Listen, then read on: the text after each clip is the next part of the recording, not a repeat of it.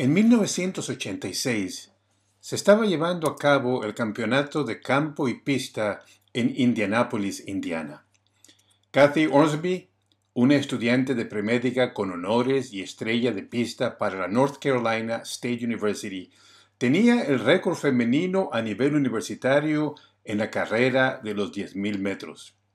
Obviamente, era la favorita para ganar el evento en el campeonato de 1986. Durante la carrera sucedió algo inaudito. Para sorpresa de todos, Kathy se quedó atrás y parecía no tener aire para alcanzar a la que iba en primer lugar.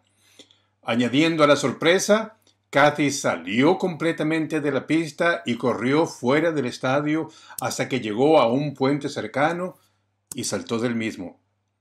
La caída de 40 pies la dejó paralizada de la cintura para abajo, cortando de esa manera una brillante y promisoria carrera en las competencias de campo y pista, lo mismo que en su vida personal. El país completo estaba estupefacto. Todos querían saber qué pudo hacer que alguien llevase a cabo tal acto. ¿Cómo podría alguien hacer tal cosa? ¿Querer quitarse la vida? Al parecer, Kathy simplemente no podía más con la presión de estar en primer lugar. Nada menos que ser la número 1 era aceptable para ella. Así que cuando le pareció que no podría ganar, fue demasiado para ella y decidió deshacerse de esa presión de una vez por todas y tratar de terminar con su vida. De esa manera, no iba a tener más presión, más preocupaciones. Estaría simplemente libre de esa carga agobiante. Kathy Ormsby, como muchos, es una víctima de la mentalidad triunfadora americana. Nuestros deportes, donde los ganadores son pocos y los perdedores aparecen llorando en los camerinos, nos enseñan una lección devastadora que lo que realmente cuenta en la vida no es la competencia, la participación, sino ganar, la presea. Ya se trate del concurso de Miss América o el empleado que no recibió la promoción, llegar en segundo lugar no es suficiente. Eso es lo que aparece en una camiseta, en una playera. El segundo lugar es el primer perdedor. En otras palabras, la perfección, el ser el número 1, el ser el triunfador, lo es todo. Con tal mentalidad, no es raro el preguntarse por qué hay millones y millones de personas que se sienten y se consideran como perdedoras. En su mente nunca van a llegar a ser el número 1, la número 1. Se nos enseña simplemente haz lo mejor que puedes, pero a propósito, si no ganas, si no llegas en primer lugar, si no ganas la medalla de oro, no es suficiente. Así que desarrollamos la mentalidad que dice que deberíamos de obtener no solamente una A, sino una A más en todas las áreas de nuestra vida, todo el tiempo. No nos damos permiso para sentirnos satisfechos con haber hecho lo mejor posible, lo mejor que estuvo a la altura de nuestro esfuerzo. Cuando cometemos un error o fallamos en algo, estamos tentados a empezar a culparnos a nosotros mismos. ¿Cómo pude ser tan estúpido, tan idiota? ¿Qué me pasa? ¿Cómo pude haber hecho tal imbecilidad? Hay que ser demasiado torpe, demasiado bruto para hacer lo que he hecho. No hay nadie en todo el planeta que haga algo tan mal. Ah, pero eso sí, para eso estoy yo, para meter la pata. Sigue así, campeón, te estamos echando porras. Merezco eso y peor todavía. Soy una vergüenza. La gente va entonces por el mundo con una P de perdedores en su frente. Para empeorar las cosas, los cristianos teologizamos y espiritualizamos nuestras faltas y nuestros errores, colocando un significado moral o espiritual a todo. Lo que eleva todavía más la barra es que ahora los errores y las faltas tienen el potencial de convertirnos en perdedores eternos, apartándonos de Dios y de su reino para siempre. Terminamos desarrollando un cuadro de perfección que nos avergüenza cuando fracasamos y nos eleva cuando triunfamos. Así encontramos a cristianos que están deprimidos, desmoralizados, o a cristianos que se sienten ufanos, orgullosos. Eso se pone todavía más peliagudo cuando consideramos uno de los eventos principales en el tiempo del fin, lo que llamamos el cierre de la gracia. El cierre de la gracia es potencialmente el cierre del telón para el mundo, cuando Dios declara que se ha acabado el tiempo para todos. No hay más oportunidades para que la gente tome una decisión. Se ha cerrado el tiempo de la gracia. Lo que aterroriza a muchos cristianos al anticipar este evento es el preguntarse de qué lado de la cortina van a terminar. Se preguntan, ¿qué tan bueno tengo que ser cuando se cierra el telón para estar en el lado correcto? ¿Qué tan bueno es suficiente? ¿Es una A más lo único que cuenta al final? Si ese es el caso, muchos cristianos concluyen, mejor cuelgo la toalla ahora mismo. Nunca lo voy a lograr. Nunca voy a ser suficientemente bueno. ¿Qué podemos entonces decir del fin del tiempo de la gracia? ¿Qué tan bueno es suficientemente bueno? Consideremos el pasaje en las Escrituras que hablan del tiempo del fin y vamos a ver si podemos aclarar este atole. Vamos a leer primero Apocalipsis capítulo 22, versículos del 10 al 12. Y me dijo, no selles las palabras de la profecía de este libro, porque el tiempo está cerca. El que es injusto, sea injusto todavía, y el que es inmundo, sea inmundo todavía, y el que es justo, practique la justicia todavía, y el que es santo, santifíquese todavía. He aquí, yo vengo pronto, y mi galardón conmigo, para recompensar a cada uno según su obra. ¿Qué notamos acerca del fin del tiempo de la gracia? Varias cosas. En primer lugar, que vendrá un tiempo en el que todos permanecerán tal como son en ese momento. En otras palabras, lo que es malo e impuro continuará siendo malo e impuro hasta el fin. Lo que es justo y santo continuará siendo justo y santo hasta el fin. En otras palabras, no habrá cambios a partir de ese punto. El destino de cada persona quedará sellado para siempre. Por eso es que se le llama el fin del tiempo de la gracia. Segundo, este evento viene justo antes de la segunda venida de Cristo, como lo señala el versículo 12. Cuando Jesús regresa, trae consigo los galardones que va a otorgar a cada uno. Así que ya está determinado lo que cada uno ha de recibir. Tercero, de acuerdo con el versículo 11, el punto parece que tiene que ver con el comportamiento. El que es injusto, sea injusto todavía, y el que es inmundo, sea inmundo todavía, y el que es justo, practique la justicia todavía, y el que es santo, santifíquese todavía. Es más, según el versículo 12, cuando Jesús regresa, nos da nuestra recompensa según lo que hayamos hecho. La pregunta es, si al fin del tiempo de la gracia, el punto es mi comportamiento, entonces, ¿qué tan bueno tengo que ser? ¿Qué tan bueno es ser suficientemente bueno? Al enfatizar perfeccionismo y una religión orientada al comportamiento, ¿no hemos creado el equivalente vegetariano a la doctrina de un infierno eterno? Hemos triunfado en producir toda la culpa sin errores. En otras palabras, al elevar los estándares hacia una perfección sin pecado, al decir que tenemos que estar al nivel de una A más todo el tiempo, porque si no lo hacemos estamos perdidos, hemos puesto a la gente en el fuego eterno antes de llegar al infierno. La misma doctrina, diferente tiempo. Simplemente hemos removido cualquier sentido de seguridad y de confianza. Es como el niño que llega a su madre y le dice, mi maestra piensa que voy a ser famoso. Me ha dicho que si sigo portándome así, en poco tiempo voy a pasar a la historia. ¿Es eso lo que el texto nos está diciendo? Pórtate mal cuando se cierre el tiempo de la gracia y pasas a la historia. Afortunadamente, el pasaje en Apocalipsis 22 no termina en el versículo 22, aunque muchos cristianos prefieren parar ahí.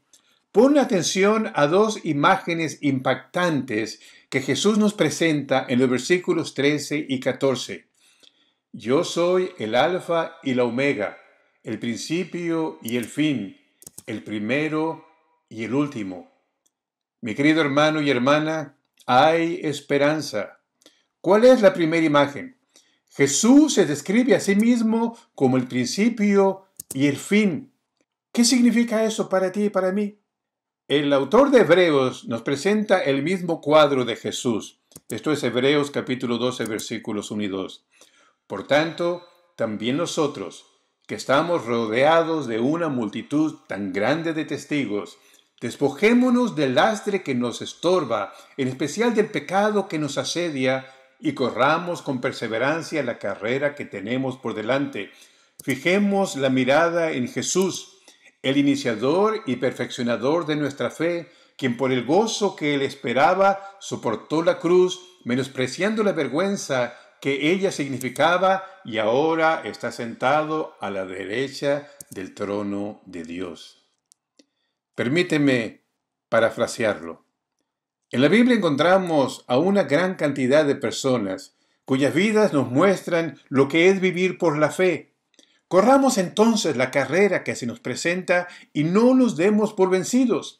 Debemos de quitar de nuestra mente cualquier cosa que se interponga en nuestro camino y el pecado que nos reprime. Eso suena algo parecido a lo que leímos en Apocalipsis acerca del cierre de la gracia, ¿no te parece? Suena muy relacionado al comportamiento.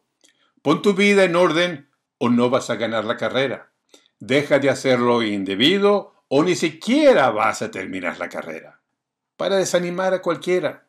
¿Dónde? Pregunto yo, ¿dónde está el mensaje de esperanza? Pero pon atención al versículo 2. Fijemos la mirada en Jesús, el iniciador y perfeccionador de nuestra fe.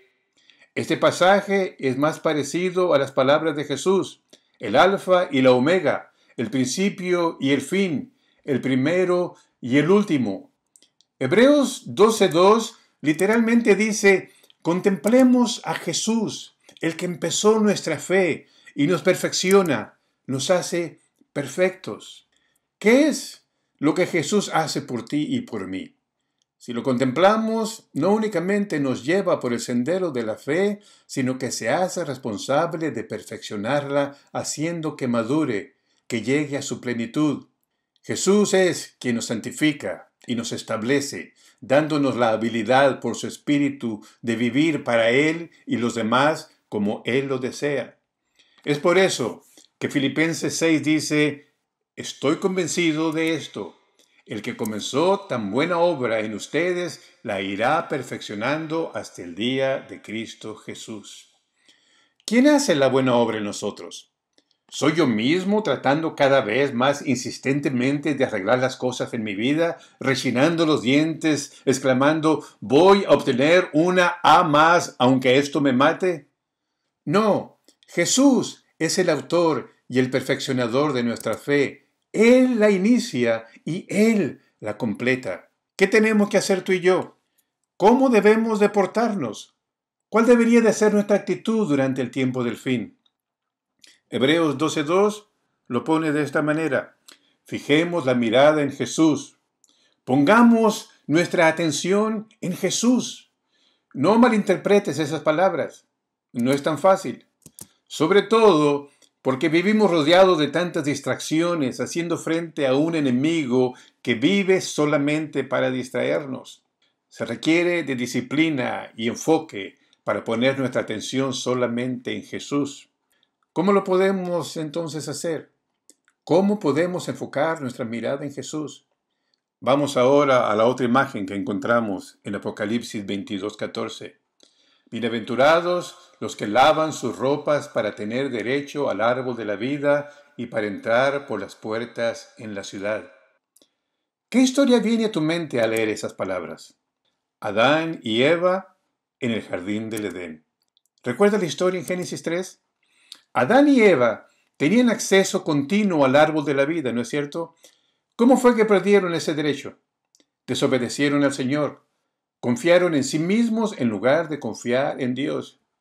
¿Y qué fue lo que Dios hizo? Lo primero que hizo fue tomar la iniciativa y fue buscarlos. Eso es lo que la gracia siempre hace. Dios buscando al hombre. Lo segundo que hizo fue vestirlos. ¿Con qué? Con ropas que Dios mismo escogió. ¿A qué tuvo acceso para escoger? ¿Qué pudo haber escogido para vestirles? Ropas del primer sacrificio. Tercero, Dios cerró la entrada al jardín, evitando el acceso al árbol de la vida y sacando a Adán y Eva del Edén. Su pecado había puesto a un lado su derecho al árbol de la vida. ¿Pero iba a ser esto para siempre? No. Como Génesis 4 lo describe, Dios les dijo que ofreciesen sacrificios regulares para recordar cómo podrían obtener acceso de nuevo al Edén y al árbol de la vida. Cada vez que Adán y Eva matasen a un pequeño cordero y sintiesen la suave piel del Cordero de Dios cubriendo sus cuerpos, recordarían solamente a través de su sacrificio y el don de su vida, únicamente cubiertos con sus ropas y siendo lavados limpios de sus pecados por su sangre, podrían tener acceso a su hogar de nuevo.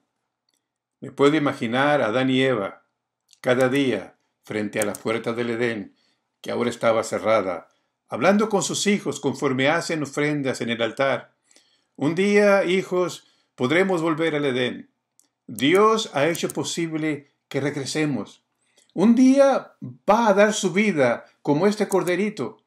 Si aceptamos su don, si lavamos nuestras ropas en su sangre cada día, vamos a estar con Él de nuevo. Dios lo ha prometido y Él es fiel a su palabra. La Biblia comienza con esa historia. Por eso la Biblia termina con ese mismo cuadro. Bienaventurados los que lavan sus ropas para tener derecho al árbol de la vida y para entrar por las puertas en la ciudad. De paraíso perdido a paraíso recobrado. ¿Cómo? A través de Jesús, el alfa y el omega. Jesús, el principio y el fin. Jesús, el primero y el último. Jesús lo es todo. ¿Qué debemos hacer?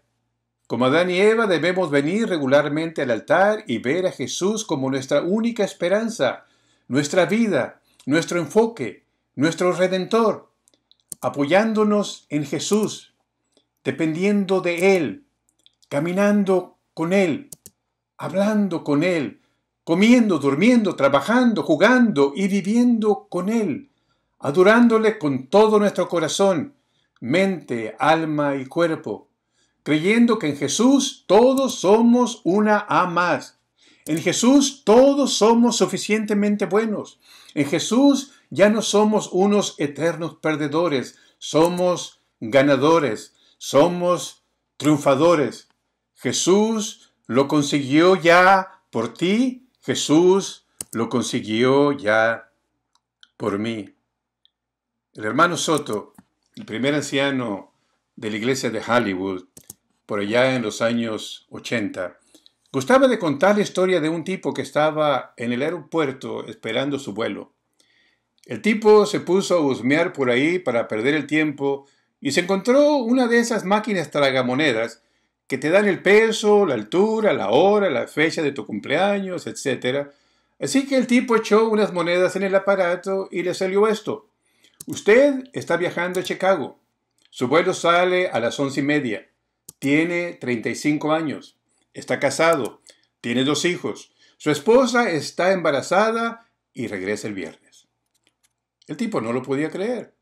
Así mismo era. Se fue por ahí pensando en esa maravilla de máquina. Increíble. lo que la máquina sabía de él. Entró a un café, pidió un bocadillo y se puso a leer el diario.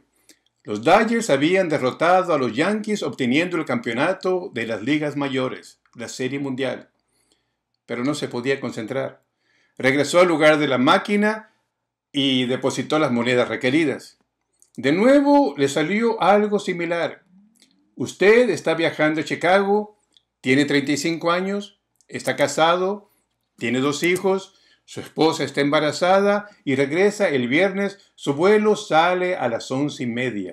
Pero ahora tenía más información. Se acaba de comer un bocadillo y el diario no le llamó mucho la atención con sus noticias, a pesar de que los Dodgers ganaron la Serie Mundial. Increíble, imposible. El hombre aturdido caminó de arriba abajo por la terminal rumiando sobre aquello. Se sentó ante el hombre que lustra los zapatos y se tomó una Coca-Cola. No puede ser, se dijo de nuevo. Pero regresó ante la maquinita aquella. De nuevo, el mensaje ya conocido. Usted está viajando a Chicago. Tiene 35 años. Está casado. Tiene 2 hijos. Su esposa está embarazada y regresa el viernes. Se comió un bocadillo hace ya un rato, leyó el diario, se ilustró el calzado, se tomó una Coca-Cola. Y ha perdido su vuelo por estar entretenido con estos resultados. ¿Qué tan entretenido estás con las maravillas del mundo? Hay cantidad de cosas en la vida que nos asombran. El mundo tiene 1001 formas de entretenerte, de apartar tu vida, tu atención de lo que es verdaderamente importante. Por tanto, nosotros también, teniendo en derredor nuestro tan grande nube de testigos, despojémonos de todo peso y del pecado que nos asedia y corramos con paciencia la carrera que tenemos por delante, puestos los ojos en Jesús, el autor y consumador de la fe, el cual por el gozo puesto delante de él sufrió la cruz, menospreciando el oprobio, y se sentó a la diestra del trono de Dios.